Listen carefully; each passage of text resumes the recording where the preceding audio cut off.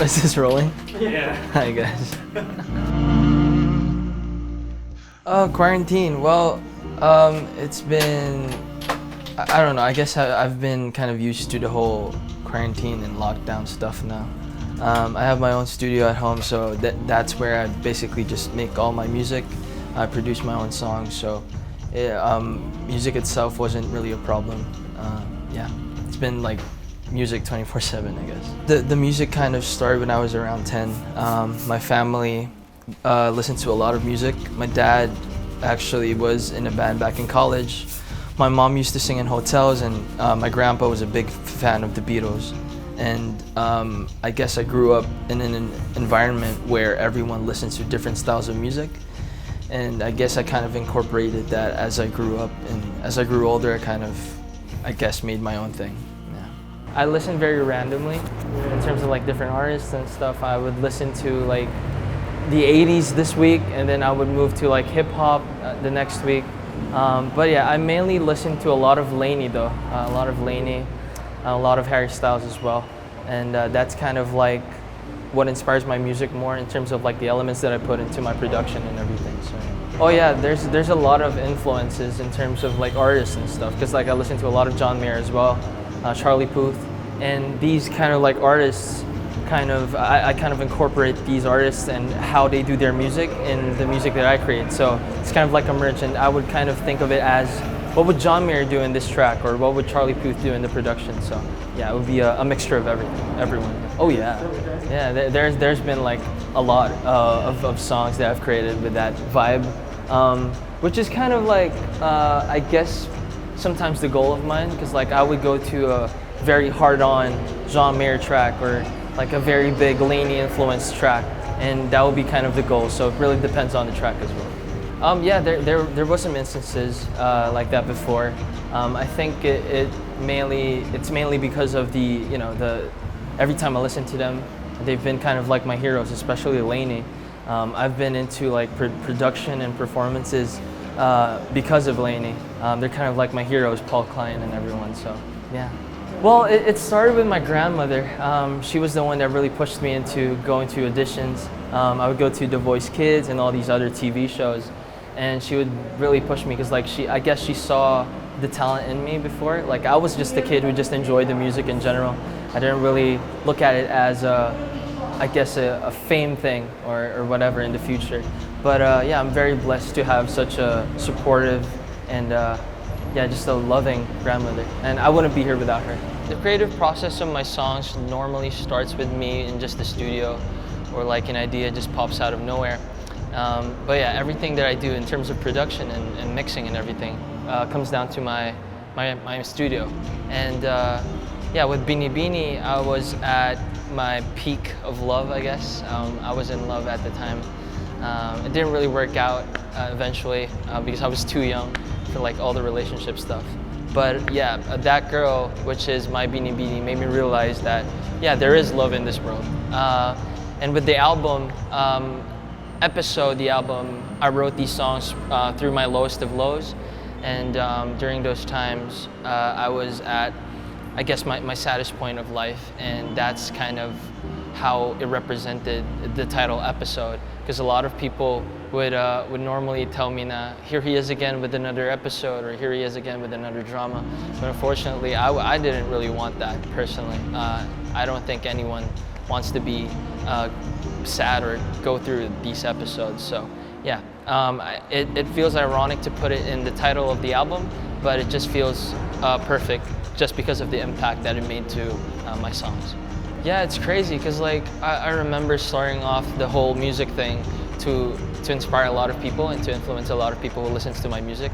Especially now during this pandemic, I feel like it's very important for our platform, especially music, to kind of reach out to these people who are lost during these times. Especially they can't go out, and everyone's kind of like just huddled in their homes. So I feel like reaching out to them, connecting to them with my music, and it's kind of like a platform they can lean onto when they have problems and everything. So yeah, I feel super honored and blessed to be able to inspire a lot of people with my music. Yeah, well, some of the songs were created before the pandemic, but most of them were created during the pandemic, and yeah. I feel like it's the type of song that a lot of people would listen to because of the, I guess, the cliche-ness of the song, but at the same time it has a lot of meaning to it, especially when I wrote the song. So it kind of symbolizes love and problems. So isayaw mo ko sa gitna ng ulan means sayaw means love and rain means problems.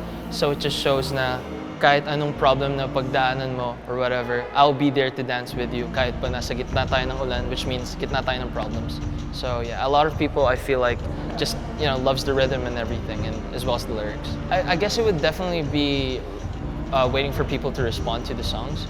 Because like a lot of, I think it really depends on the listeners as well, on how they can kind of, I guess, relate to the songs in a way and sort of connect to it. Because like not a lot of people would have the same response as, you know, another group of people.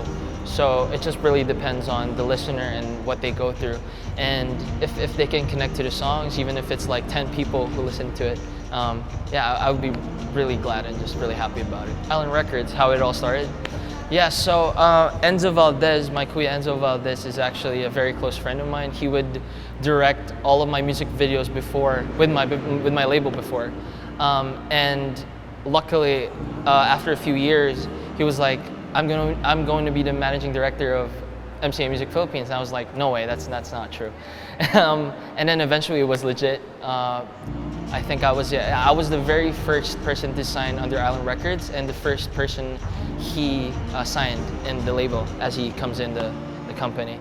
And yeah, without Kuya Enzo, I wouldn't be here. So I'm just very blessed to have a Kuya as well, because like aside the business side of things, he's been so much there for me at all times. When I was at my lowest, he would be there. I would call him up, and he would be that Kuya to me. And yeah, it kind of started there.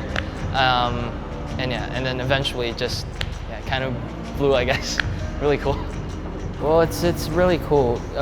Just the fact that I got to release my very first album.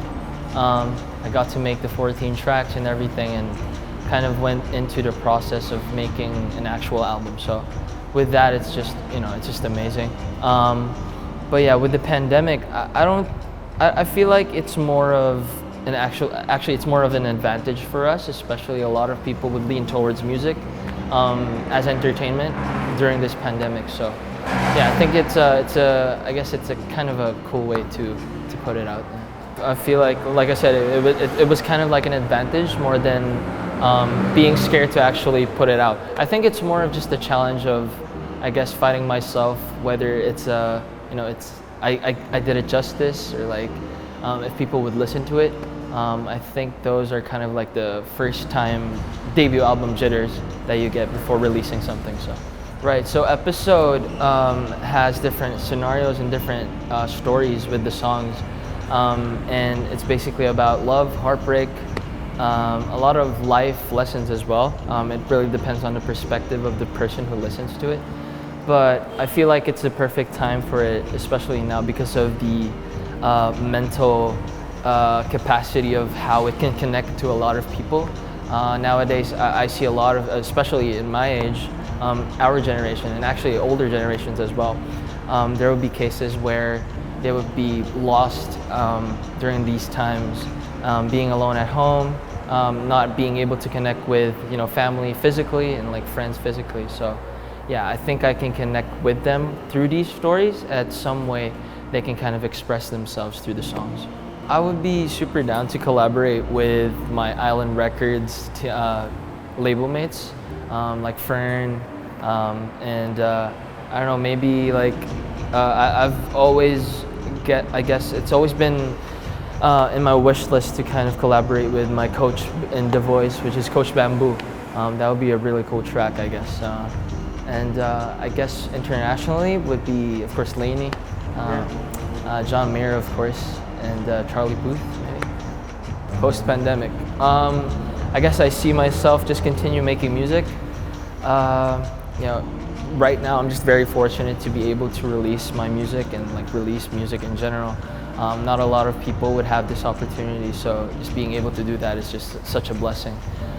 Hopefully, after a few years, I'd still be doing the same thing. Hopefully, I get to reach more people in need with like the stories, and kind of lean towards the music that I create. So, I guess more inspiration and more influence to the generation and the younger generations.